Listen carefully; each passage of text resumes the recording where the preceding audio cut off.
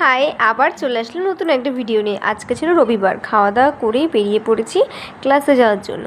তো ক্লাসে যাব তো অটোর জন্য বসেছিলাম, না অটো না সরি, বাসের জন্য। তো বাসে লোক না হলে ততক্ষণে উঠবো না।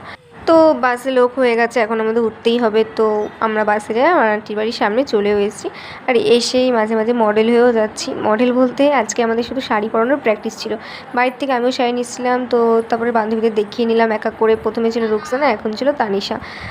তো এদেরকে দেখানোর পরে এরা একটু নিজের মতো ব্যস্ত ছিল। আর এই দেখো ঢঙ্গনিকে পুরো একদম তৃষাকে কী লাগছিল, হলুদ পরি, আমাকে লাগছে নীল পরি, এক একজনকে এক এক রকম লাগছে। আমাকে কেমন লাগছে একটু জানি, তো সাজিনি, খালি শাড়ি পরানোর প্র্যাকটিস ছিল।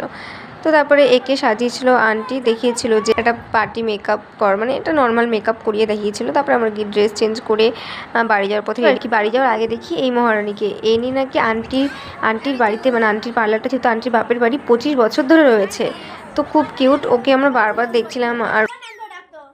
আর এইবারে দিদার সাথেও খুব ভালো মিশে গেছে, অনেক ছোটোবেলা থেকে যেহেতু রয়েছে। বাড়িতে এসে কফি খেয়ে নিচ্ছি। আজকের একটু ভিডিওটা খুব তাড়াতাড়ি হচ্ছে, আমি মানে আর কোনো কিছু ক্লিপ নেওয়া হয়নি। তো আজকের ভিডিওটা এইটুকুই, ভালো লাগে লাইক করে দিও, টাটা।